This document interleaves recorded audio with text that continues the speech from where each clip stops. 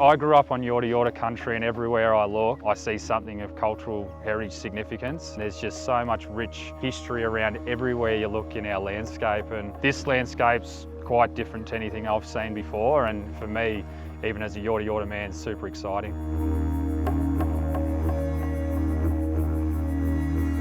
The storm was a most shocking experience because we are surrounded by big trees. We weren't sure what was going to happen.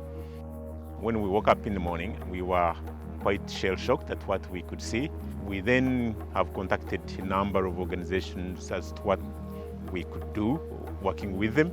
It is through Bushfire Recovery Victoria that we've been able to find out about these culturally significant trees on our property. So there's no evidence of use and that even around here on the edges. The materials that's found on this location, it's stuff that our ancestors used to make objects like axes. It was sort of like a grazy, softy sort of a material that's actually, you find in the walls under the trunk of the tree. Victoria has an Aboriginal Heritage Register that keeps a record of all Aboriginal heritage in the state. That's known, that's been found, and it's constantly been updated by archaeologists throughout the state. When we identify something, we record it and use differential GPS to pinpoint the location, and that gets reported back to the registry, and that gives us a great tapestry of the heritage across the state. If we feel that there's something of significance, work is to cease immediately till we consult with the right people, that being traditional owners, ecology and heritage partners, and people that have the expertise to register the property. It gets registered and it becomes an Aboriginal place, so it's a place of significance to the Indigenous people of Victoria. Once it's registered, it is identified as an area of sensitivity, and that informs future projects. There's probably over 250 sites that have been listed as being significant because they're near waterways. The land we're working on with the emergency works, we're dealing with a lot of fallen trees, are going to have things around cultural heritage significance, i.e. scarred trees, burial sites we have to be mindful of, quarry sites. We've done a lot of training and inductions with all supervisors around cultural heritage. All the inductions have been designed and evolved to suit the areas that we're standing in, and today we're in Dja Dja Wurrung, so that was done through a consultation with Dja Dja Wurrung Corporation, but also with Ecology and heritage partners.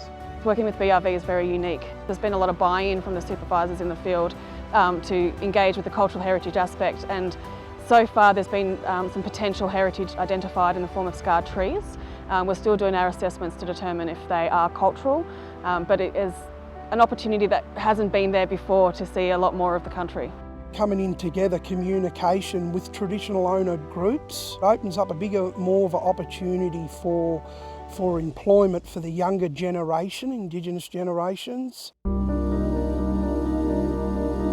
That's really good to have cultural awarenesses, getting everyone aware of what's actually out there, and they're getting more of an understanding of what our ancestors left behind.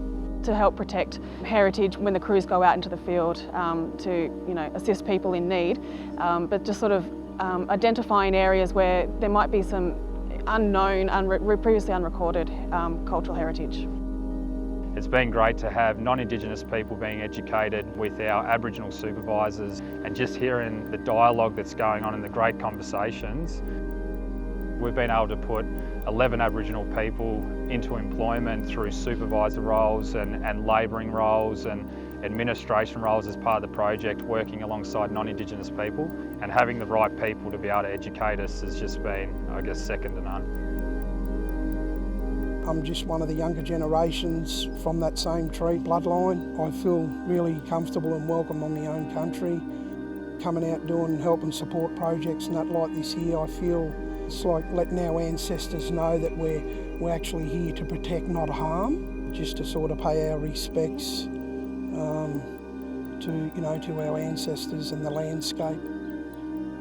It's really good to see the processes and procedures that we've put in place just in case we do uncover something and able to celebrate it. We've put a lot of work into this process. We want to see this as a best practice model going forward for any future work that does involve this sort of work. So, really looking forward to uncovering something on some future properties, which I'm sure we will.